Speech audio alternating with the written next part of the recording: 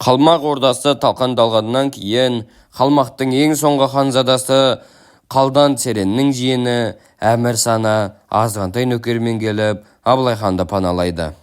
Алайда Ресей мен Қытай сияқты ұлы империялар Әмір Сананы қайтаруды талап етіп, Абылай ханға қайта-қайта хат жазады, елшілер жібереді.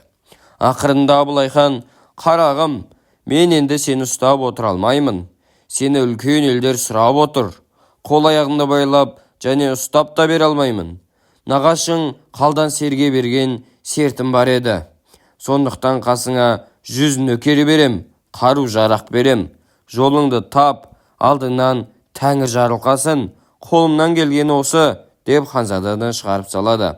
Кейіннен Әмір Сана атысып шабысып жүріп, әйтеуір бір жерде өлді деген хабар жетеді. Сол кезде Абылайдың ордасына Қытайдың үлкен елшілігі келеді. Дастархан үстіндегі дәстүрлі қабылдау кезінде Қытайдың бас елшісі Абылайға қарап: "Менің ежен ханым Қалмақтың бүлікшіл ханзадасы осы қазақ жерінде өлді деп естіп, мені сізге аттандырды. Ежен ханның сізге айтар тілегі: қазақ жеріне 20 мың Қытайдың әскерін кіргізуге және ол әскерге ертістің суын сүзіп, орман тоғайды аралап, Әмір Сананың мүрдесін іздеуге рұқсат етсе екен", дейді. "Бұған не дейсіз хан?" дейді. Абылай ештеңе демейді, тек бар болғаны ас алыңыз, қонақ, дейді. Небір уақыттан кейін өзінің оң тізесін басып отырған Байжігітке қарап әлдебір белгі береді. Байжігіт домбырасын алдына өңгеріп елшіге қарап: "Құрметті елші, қазақта күйдің тарихы деген болады. Мен сізге Бозайғыр деген бір күй тартып берейін", дейді. Баяғыда жау келіп, елді шауып, көп жылқыны айдап кетеді. Сонда жылқының құты Бозайғыр үйірінен бөліне қашып, туған жеріне қарай тартады. Жаулар қанша ат ауыстырып мініп қуса да, Бозайғыр қара шалдырмай кетеді. Сонда Бозайғыр туған жерінің өртенген жұртына келіп, артқа аяғын қағынып, күңіреніп тұрған екен", деп бір күркіретіп тамаша күй тартады. Ертеңінде Қытайдың елшісі ханның қабылдауына қайта келеді. Мәжіліс үстінде: "Ал хан, біздің кешегі тілегімізге не айтасыз? Мен өзімнің әміршіме не жауап айтып барайын", дейді. Абылай хан жай бір рахат қана: "Жауабы кеше белді емес пе?" дейді.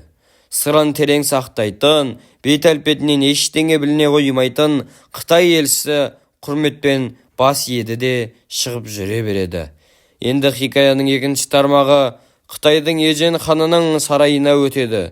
Қазақ ордасынан қайтып келген елші болған жайдың барлығын баяндайды да, ең соңында: "Қазақ ханы неге екенін білмеймін, сіздің тілегіңізге жауап қайтармады. Жауап кеше берілді деп қоя берді", дейді.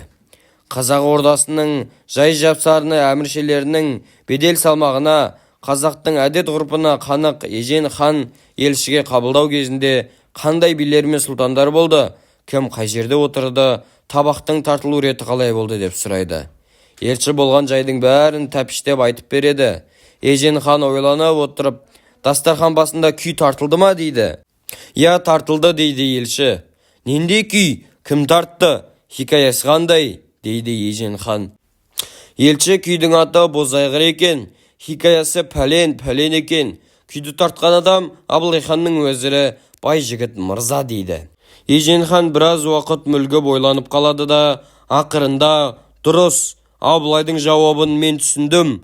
Оның айтпағы Әмір Сананы іздеген болып, ел ішіне әскер кіргізсең, басқаны бағындырсаң да, Бозайғыр сияқты асау қазақты бағындыра алмайсың деген екен", дейді.